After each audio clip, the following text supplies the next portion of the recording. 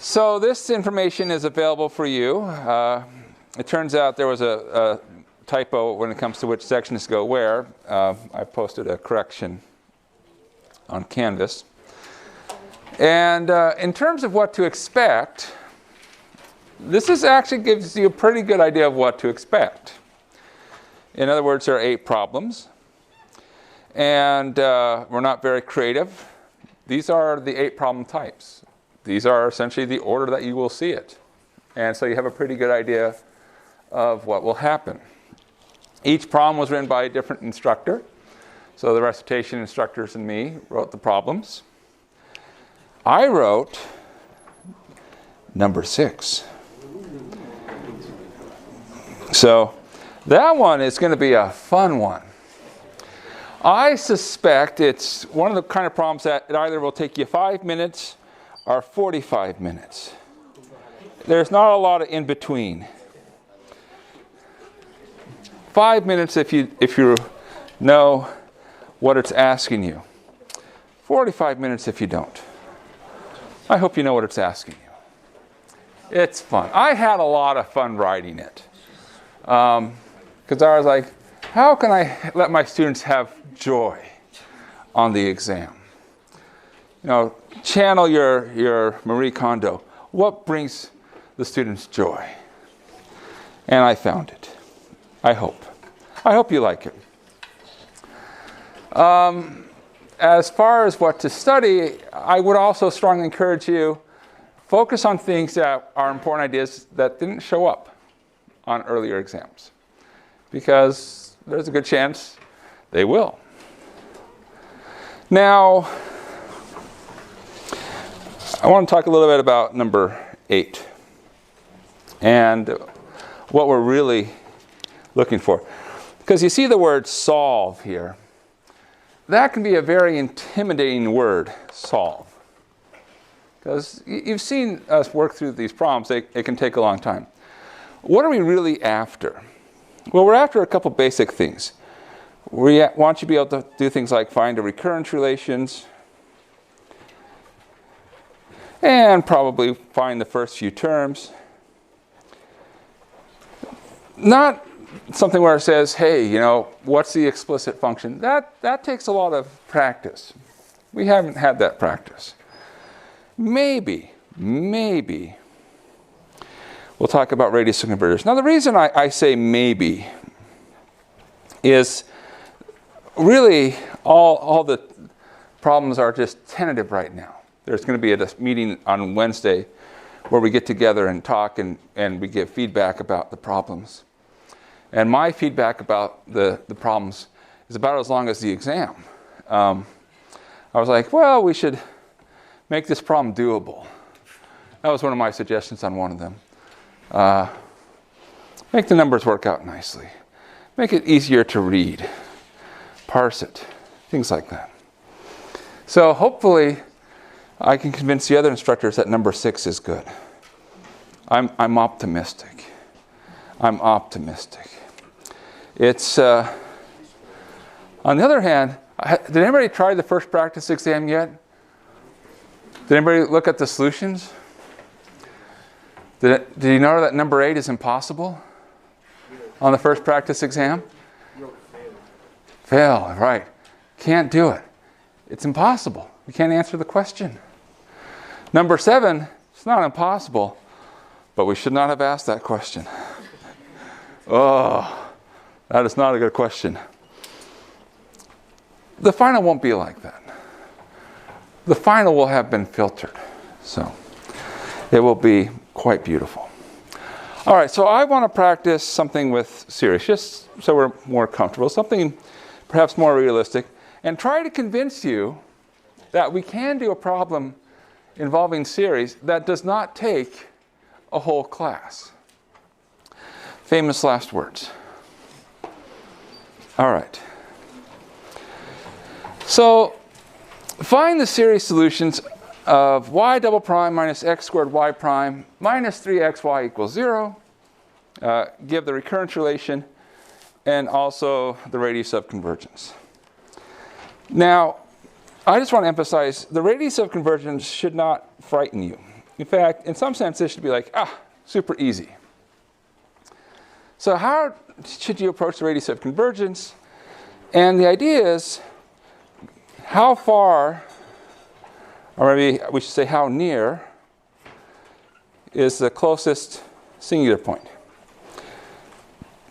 If you can answer that question, that basically, 95% of the time, that's the radius of convergence. Now let's look at this differential equation. All the coefficients are polynomials. That's what you're going to encounter. We're not going to give you anything that's not polynomial. When all your coefficients are polynomials, how do you find your singular points?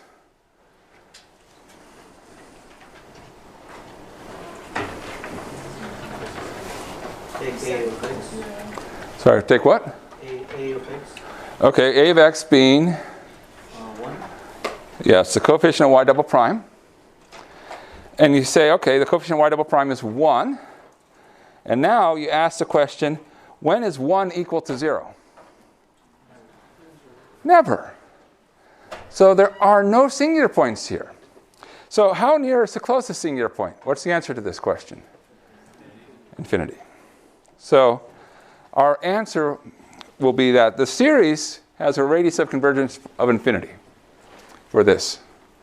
That doesn't take us very long. So again, radius of convergence problems, we're not worried about those anymore. Find the nearest singular point, that's the answer. Okay. So let's talk about series solutions. The first half of this problem, well maybe not the half, but the first third of this problem should be mechanical, automatic, not a lot of thought goes into it. The way you start, you say, okay, well, my solution looks like a series. So you write it as a sum. 0 to infinity, c, k, x to the k. If you don't like to use the letter k, you can use the letter n, or m, or l, or any other letter. But it's a series. It should look like that. Next thing is you write y prime. What is y prime?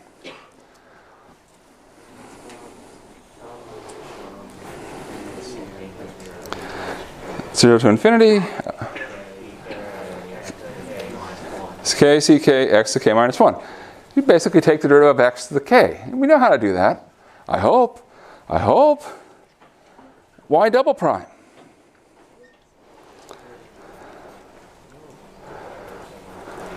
Zero to infinity of what? K minus 1, ck, x to the k minus 2. And why are we doing this? Well, because we're going to take this information for y, y prime, y double prime, and plug it in for y, y prime, and y double prime. All right. So, again, we haven't had to think much. We continue that tradition for a few more minutes. The next thing is to substitute in. So, we're going to have our sum, k equals 0 to infinity, k times k minus 1, c sub k x to the k minus 2, minus x squared, sum k equals 0 to infinity, k ck x to the k minus 1, minus 3x, sum k equals 0 to infinity, ck x to the k equals 0. Where these pieces are y double prime, y prime, and y. So this should not require you to think too much. And if you can get to this point of the problem, you know, if the problem is worth 10 points, all the problems are worth 10 points, you got 3 or 4 points. All right, great. Partial credit. You know, C's get degrees. Get all the partial credit you can. Now, we're not stopping here. We're going to keep going. But the point is, don't leave problems blank.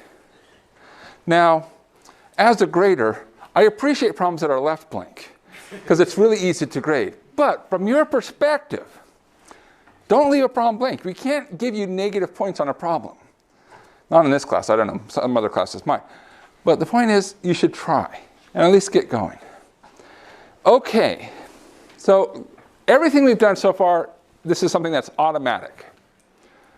Now we have to start thinking a little bit. So we have to have an idea of where we're going. Where are we going?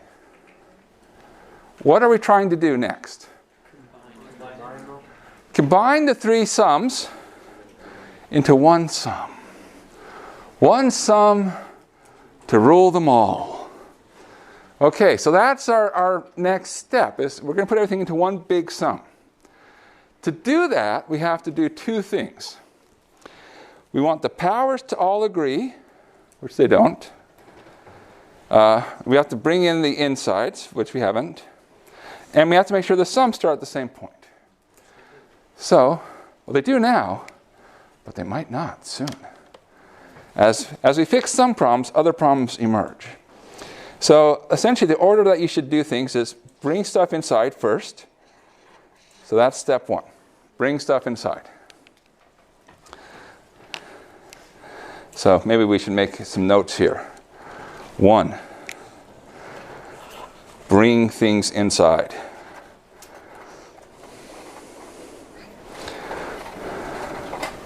That way, when we look back at our notes, we know what we were doing. So we have our sum. Zeros and infinity. The first term, nothing had to be brought in. So we're just copying.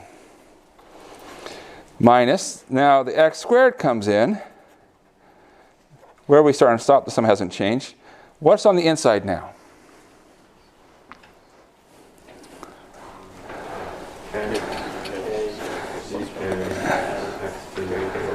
Good. K, c sub k, x to the power k plus 1. Minus, on the last sum, what's on the inside? X to the k plus 1. Beautiful. All right, so we're pretty happy with all of that. Okay. Now, the next thing, we'll call it number 2, is make the powers match. So this is, you guys like to call it substitution. It's a great idea. Substitution is just another name for changing names. Some people might call it reindexing. That's great as well. So let's just go through and say on each sum, we'll reindex our substitute. What should we do for the first sum? So our new index, we'll call it L. It doesn't have to be L, it can be any symbol, but I like L. What should L be? K minus 2. In the second sum, what should L be? K plus 1. In the last sum, what should L be? Yeah. Now notice, this part we can just read off. Oh, there's power k minus 2. Okay, great. Here's power k plus 1. Great. Here power is k plus 1. Great. All right. Now, if L equals k minus 2, that's the same as k equals L plus 2. Here k equals L minus 1. Again, here k equals L minus 1. All right. So, now, this is probably the more subtle step, so let's be careful here. Originally, our sum started at 0. Where does our sum now start? Where? -2. We'll talk about that. We'll talk about that. Okay, what's on the inside?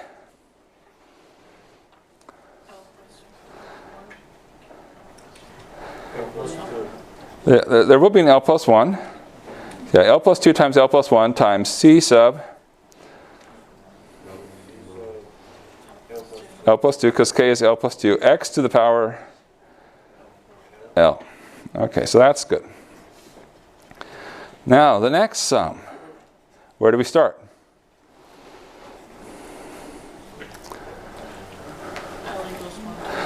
L equals 1. Now, in case you're wondering, how do I figure it out? Just say, where do I start here? I start at k equals 0. If k equals 0, plug it in. That says L equals 1. L equals k plus 1. What am I going to add?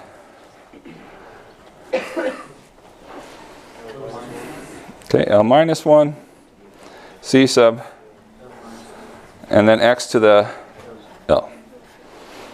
All right. Minus, and the last sum, where do we go from? 1 to infinity. The 3 becomes, yeah, it's just 3. There's nothing special about it, it's just 3. C sub L minus 1, x to the L. Okay, so we bring things inside, we make powers match. What's the last thing we need to do before we combine? Sorry, what? Indexes match. What do you mean by indexes match? Starting points. Good, starting points. So starting points, we want those to match. So where are we starting with these 3 sums? Well, they're starting at different places. 1, 1, negative 2. We should probably focus on the negative 2 one. I'm going to move this up. So let's think about it this way. We'll pull off the first 3 terms, negative 2, negative 1, and 0. And then we'll have everything left in terms of starting from 1. When we put negative 2 into this first sum, what do we have? 0. Good, because you have L plus 2. Put a negative 1, what do you have? 0. Great. Wow, that's good. Put in 0, what do we have? Okay, so 2, C2. So this is the L equals 0 on the first sum. And then there's the rest of the sum. And just to help us emphasize, I'm going to copy it down one more time. I'm sure on an exam you'd be like, aha, I see what's going on. But we're not on an exam. Not yet. That's still a week away. So sad. Some of you, this is going to be your last math exam. Oh, I'm so sorry. I know, you're going to miss it. Okay.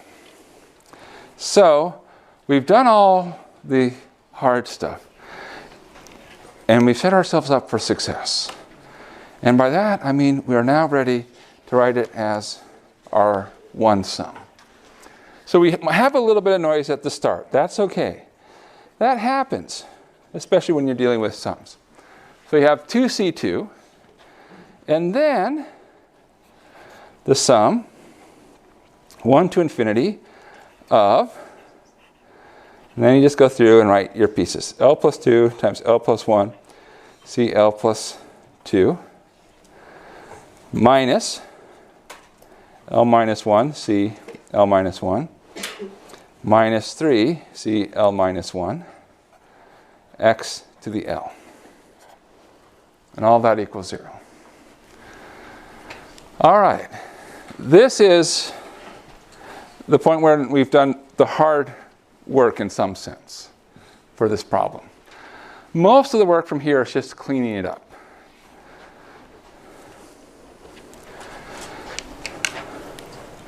What's true about 2C2? Equals 0. Because this is the constant on the left-hand side.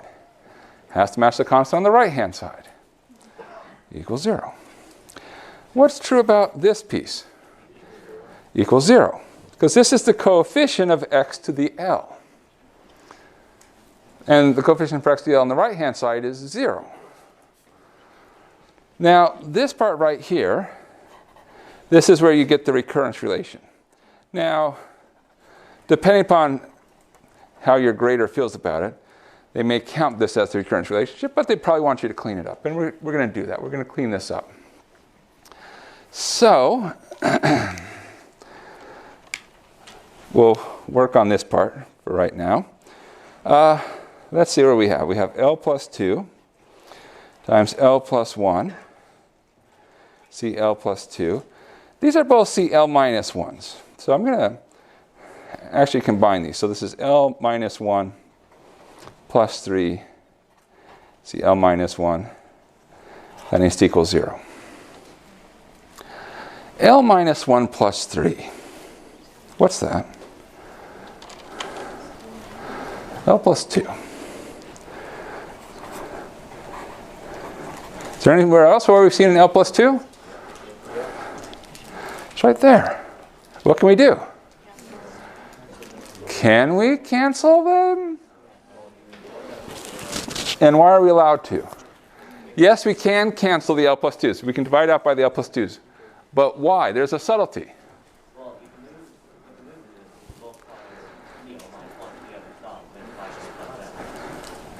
But there's still a subtlety. So what's the subtlety? Because we'll never have to add negative to, L will never equal negative 2, so we'll never have to deal with zeros. Yeah. So we can cancel something as long as it's never 0. And someone said, well, it's never negative 2. Well, why is it never negative 2? Well, when does this hold? Starting at 1. So there's this little caveat for L greater than or equal to 1. All right, so since we know L plus 2 is not 0, then we can divide. So we say, this really says L plus 1 times C sub L plus 2 minus CL minus 1 equals 0. And of course, it's not so hard to rearrange. So CL plus 2 equals 1 over L plus 1, CL minus 1. And this is for L greater than or equal to 1.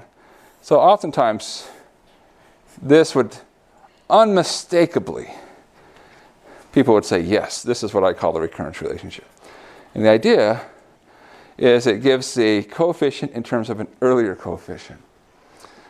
I like to rewrite it slightly. Now, this is not wrong. This is perfectly fine. It would get full credit. But I just like to make this coefficient C sub n. It's easier for me to process it. And the way we do it is just do, again, a substitution. L plus 2 equals n. Then this would become Cn equals 1 over L plus 1. What would that be? 1 over n minus 1. CL minus 1 would become C sub n minus 3. And when does this hold? For n at least 3. And where does that 3 come from? Well, because we know L starts at 1, 1 plus 2 equals 3.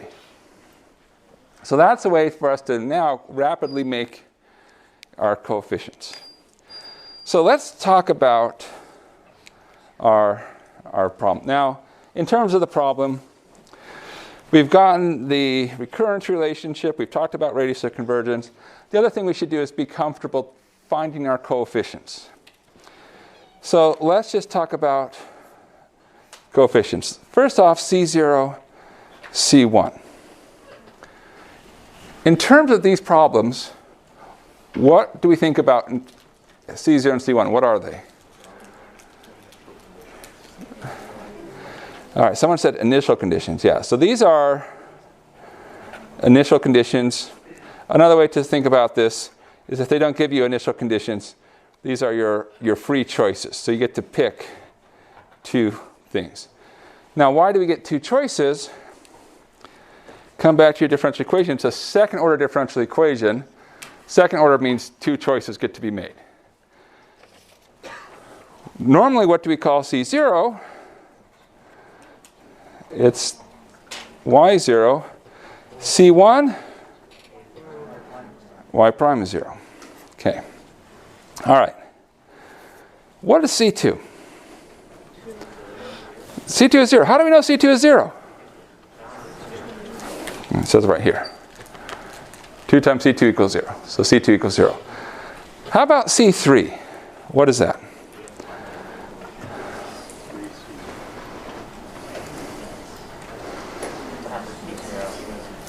So C3, now we can use the recurrence. That's where the recurrence kicks in.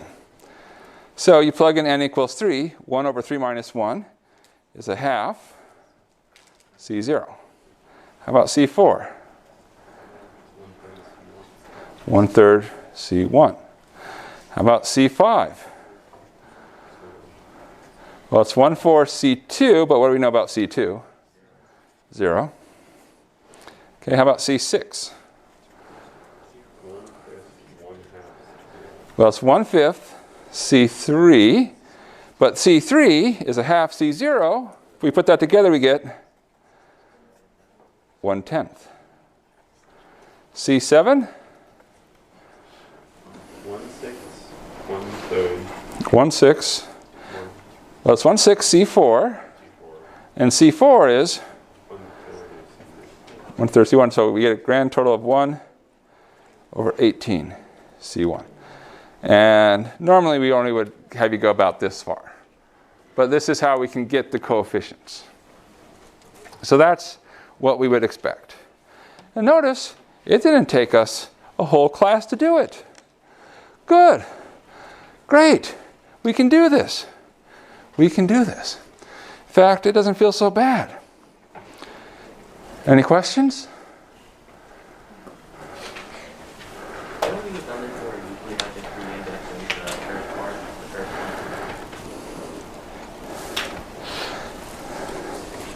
one. So there's a question. Couldn't we have done this more easily by re-indexing the first sum?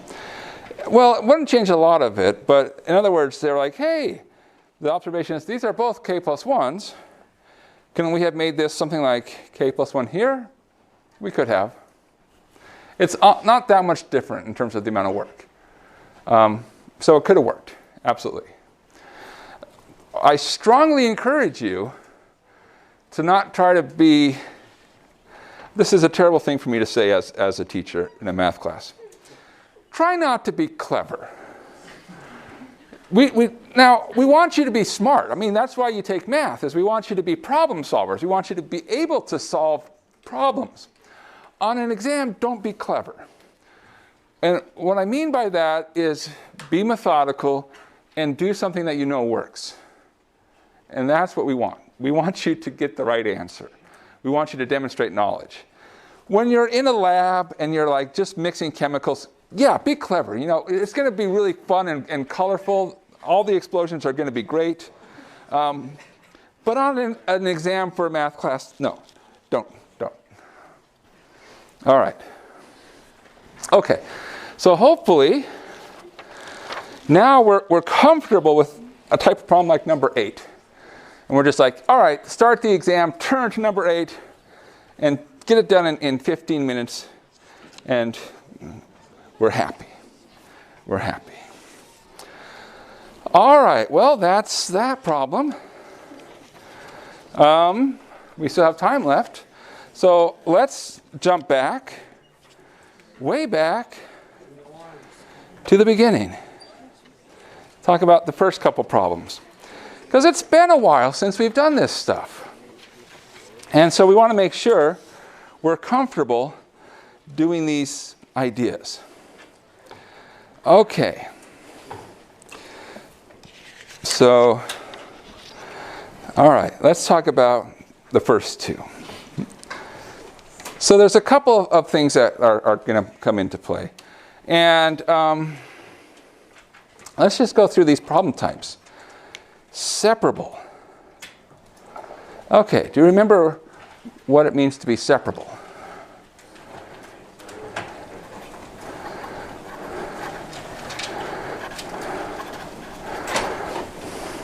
There's a good clue.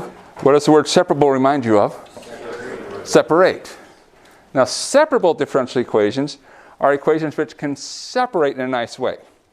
Generally speaking, they're equations which can be written as y prime is some function of x times some function of y. And so if there's lots of multiplications going on, that's actually a decent candidate for separation. Now, the actual technique is pretty straightforward. So first step in the separable differential equation is to separate, where it gets its name from. And by that, we say what we mean is we want to separate the variables. So one side gets all the stuff with y, the other side gets all the stuff with x. All right, so what does that look like? Well, it looks like dy over g of y would be f of x dx. So that's the separation. We're separating the variables. Okay, step 2. What happens in step 2? You integrate. Good, you remember this. It's all coming back. And so you integrate both sides. So each side is its own little integral. And finally, in step 3, what do you do? Uncomplicate.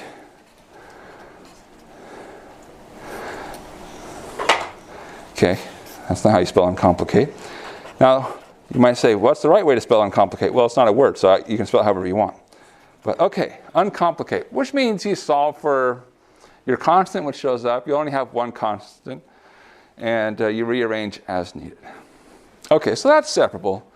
So that's how you handle that. Now, on a side note, not to sound mysterious or anything, did we see separable differential equations before? I mean, in terms of the exams, have we had a separable differential equation on the exam? We've seen this before. Okay, so we're comfortable with these. All right, great. No problem. We've seen it before. We can see it again. Homogeneous. Now, that's going together with separable. Now, homogeneous, unfortunately, is one of those words that we've shown up multiple times. Do you remember what homogeneous means in this context?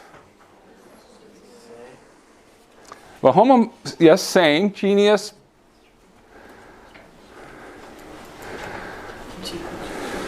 Same genie, okay. There was a hand. So that there's nothing on the other side of the equation.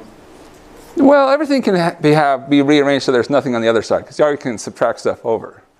Let me give you an example. Sorry, what? Same order. Same order, good. What do you mean by order? So like y double prime would be the second order. So then like, I'm not sure if I'm saying this correctly. Oh, I don't want to interrupt you though, because you're saying it with so much confidence.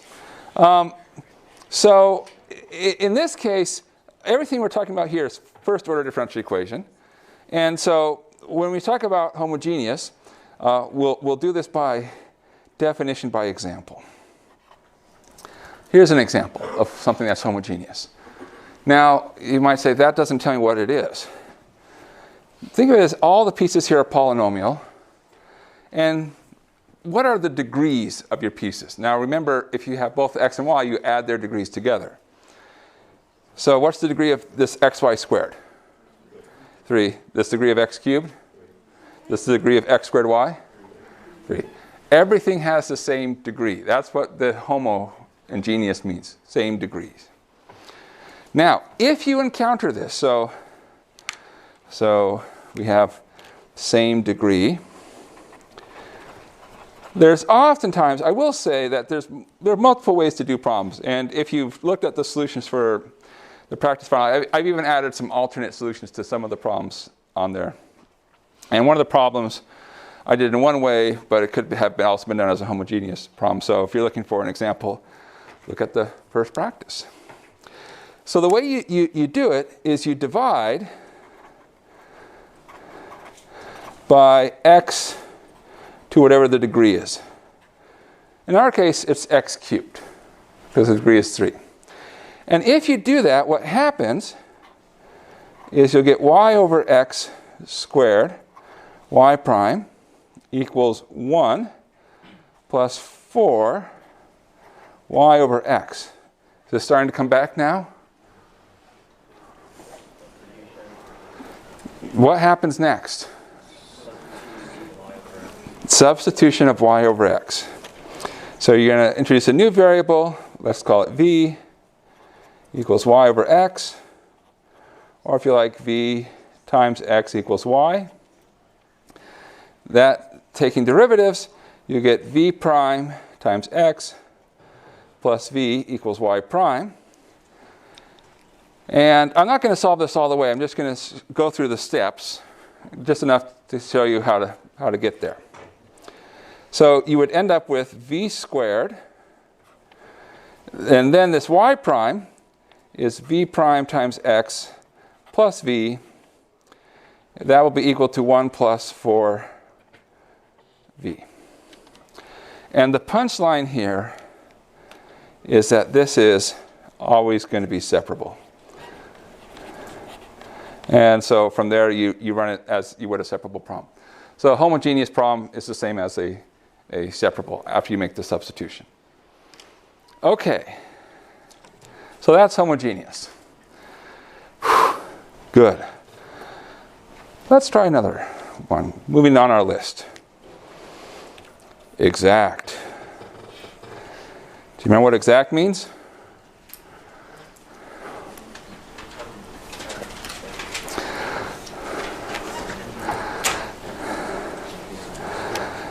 Give you an example.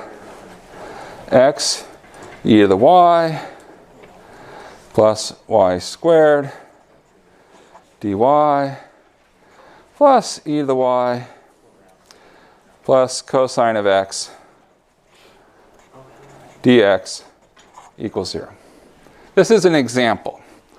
So we're now in, I should have written exact here.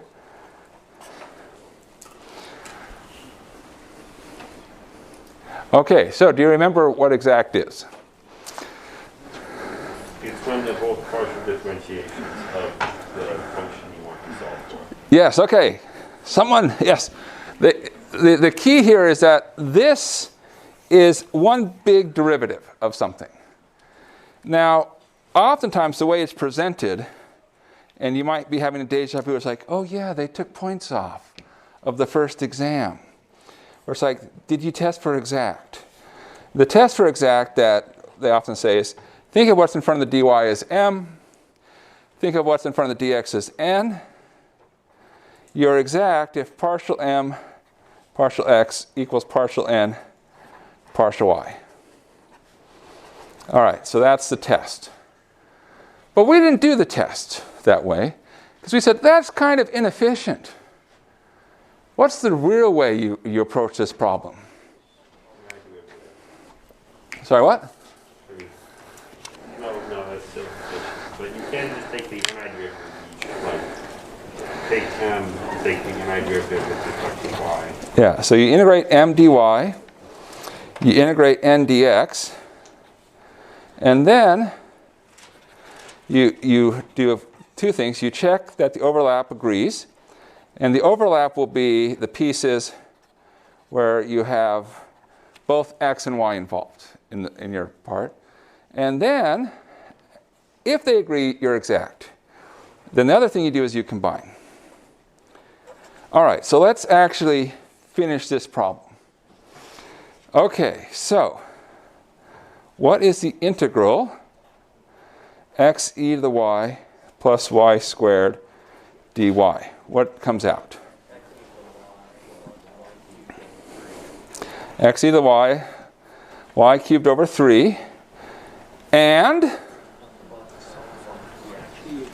constant function which depends on x. It's a function that depends on x because we integrate with respect to y. Now, you might say, well, why is there a constant function of x? And the answer is,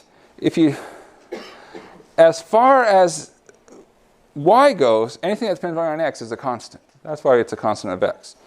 Okay, the other thing is you integrate n dx, so you integrate e to the y plus cosine x dx. What would that be?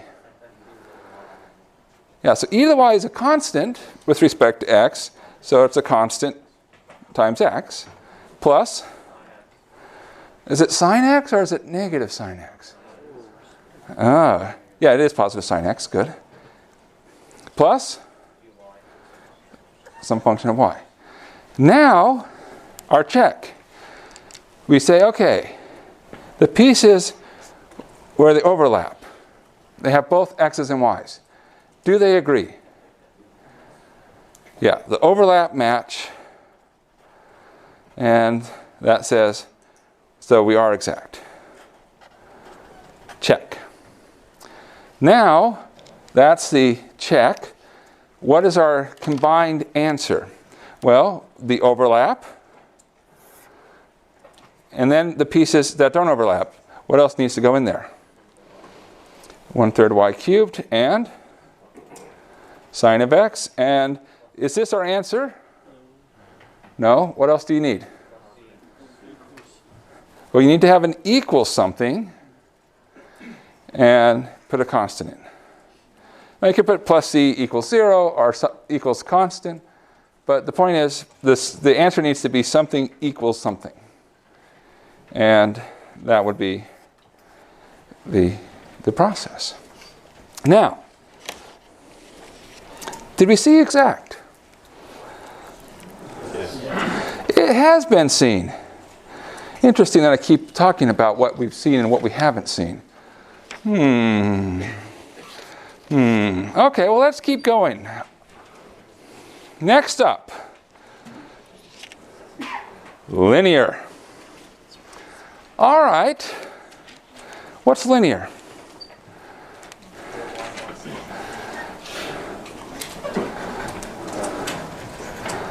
Sorry, what? You have like you have y prime prime.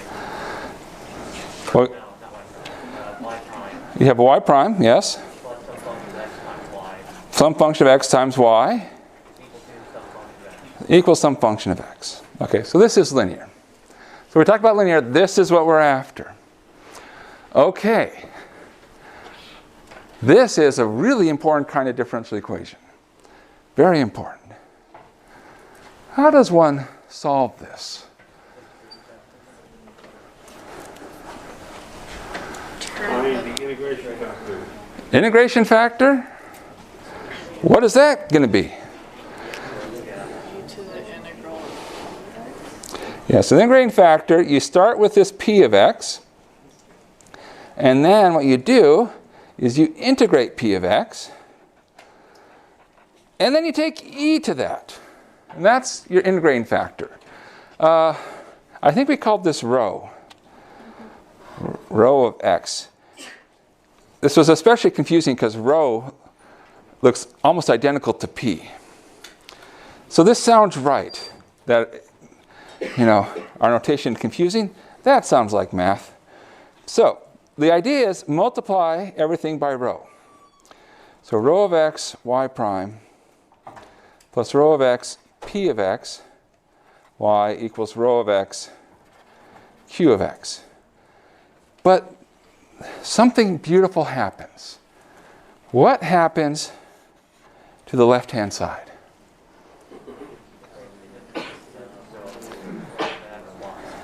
It's always going to be the derivative of rho of x times y. If it's not, mistakes have been made. You can go back and fix it. But if it is, then we say, hey, it's easy to integrate a derivative. So how do we finish the problem? We integrate both sides. So we get rho of x times y is the integral rho of x, q of x dx plus some constant c. And then we solve for y, solve for constants in some order. Let's actually do an example. Okay, so hopefully I can get one that works. Suppose you're told x, y prime plus 3y is equal to, oh gosh, what do I want this to be? I'm torn here. Okay, You should never try to do this live in front of a studio audience. You should always wait until people aren't looking. Okay, how about 1 over 1 plus x to the 6? I'm going to regret this choice, but that's okay. It won't be my first regret in life. Okay. So suppose we have this. What do we do?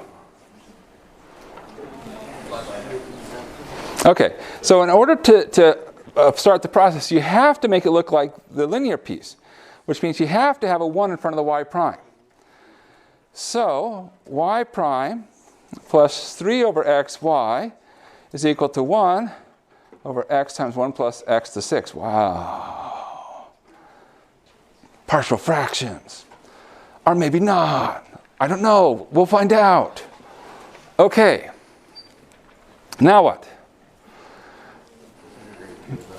Integrating factor. So our p of x, that's 3 over x. So we're going to take the integral of 3 over x and take e to that. So what's the integral of 3 over x? 3 natural log x. Now, do I need a plus c at this stage? No. What does this become? X cubed.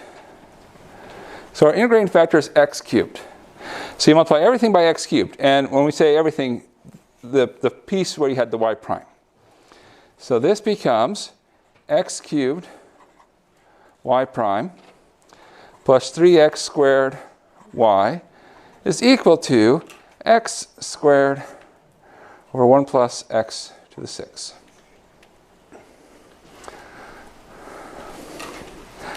All right. What's the left-hand side? Derivative of x cubed y. Okay. Now we're like, great. This looks fun. So we're just going to integrate both sides. All right. Well, I'll integrate one side, x cubed y. Oh, wait. I didn't give you guys a choice. Which side do you want to integrate? What? You want to integrate the right? Oh, good for you. Okay, how do you integrate that?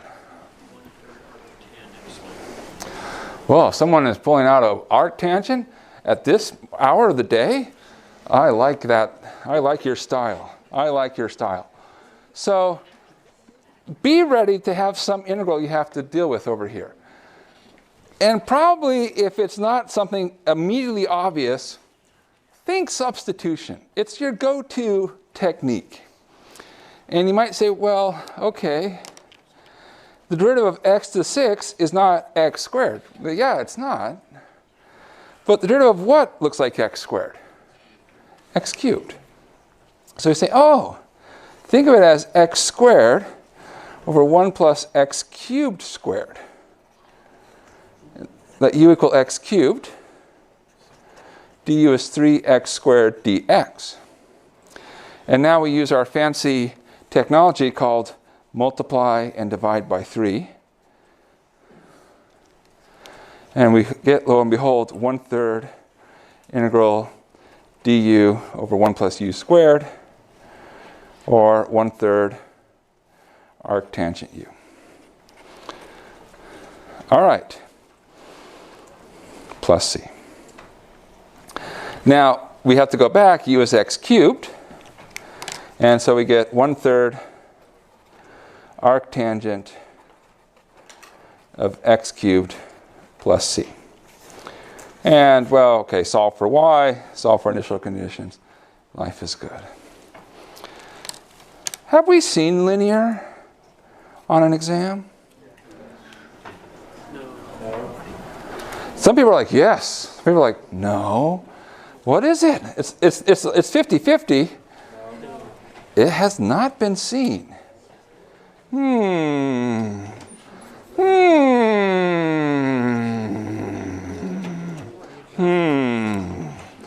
Now, I know my time is basically up, but let me at least talk about Bernoulli for just give me a minute. Just give me a minute. You'll see linear is attached to Bernoulli. There's a reason for that. Do you remember what Bernoulli said? So Bernoulli looks very similar. It's y prime plus p of x y equals q of x y to the n. That was Bernoulli. There's this extra piece here. Do you remember what you need to do for Bernoulli? You use double substitution, v equals y to the power 1 minus n. And if you do this substitution, then this will become a linear ODE. in terms of v. Now, if you don't remember y to the power 1 minus n, one thing you can do is divide both sides by y to the n. You get y to the 1 minus n. That's your substitution you have to make. So Bernoulli becomes linear first order if you apply the substitution. So that's how you handle Bernoulli. And I guess people are leaving, so I won't make any comment about number 2. Have we seen or not seen? Well, you haven't, because Bernoulli becomes linear, you haven't seen it. I would say you've seen logistic, so I wouldn't worry so much about logistic. I'd focus more on growth, decay, and maybe mixtures. Those are the two you should focus on. If I were studying, that's just my opinion.